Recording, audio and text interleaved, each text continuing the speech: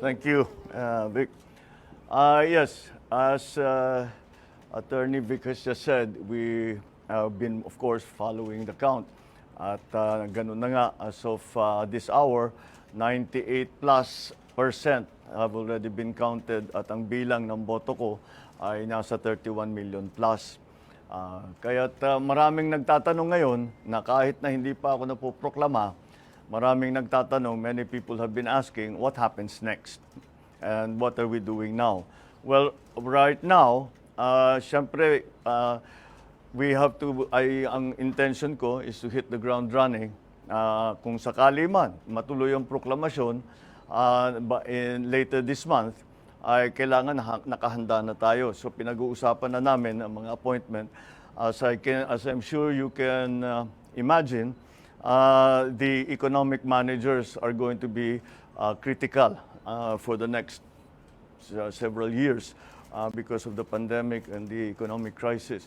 So that is something that we are looking at very carefully. But it's not only the economic managers, lahat talaga ng positions, not only cabinet positions but even other agencies ay tinitignan na namin lahat. The process that we have established is that I am keeping the organization, our EXECOM, who ran the campaign. Sila talaga yung mga advisor ko. So we are keeping the EXECOM going, the executive committee going. And they will be, syempre, the core group. But ang thinking ko is that each department, we have to talk to the specialists in that discipline or in that sector. For example, if we're going to talk about agriculture, we have to talk to all the best agriculturists, all the best workers in agriculture that we know. Tanong natin, sino kayang pwedeng magaling? The same thing with all the other departments. So there is a core group, and all the other departments are also will also have their own advisors that will advise the I suppose the standing committee and of course myself.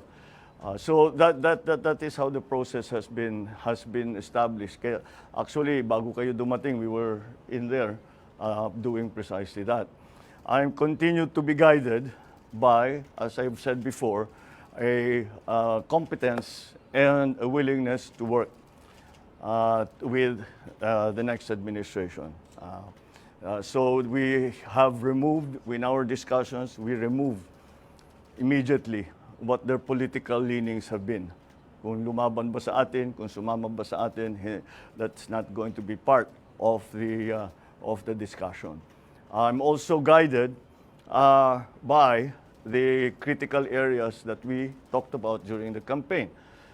So yun ang mga inuuna natin. Of course, it's the economy, prices, it's the price of energy, lack of jobs, education, infrastructure, all of these areas that are going to be critical in the next few years. So ganun ang aming ginagawa, and that has been the process.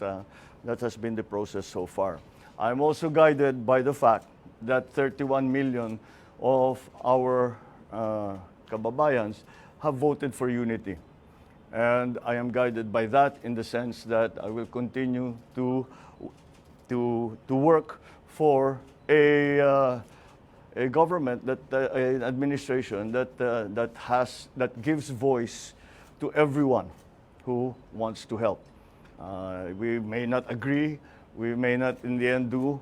We might do exactly as they say. But whatever it is, it is not important who the messenger is. The importance is going to be the message.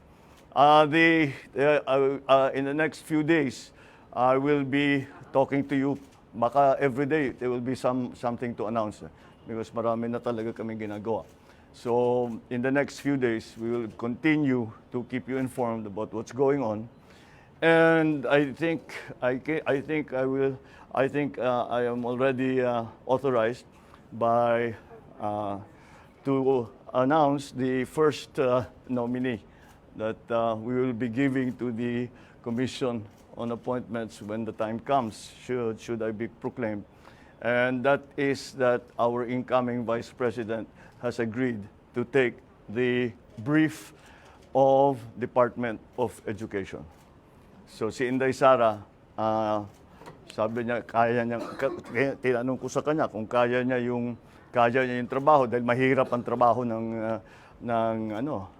Secretary of Education.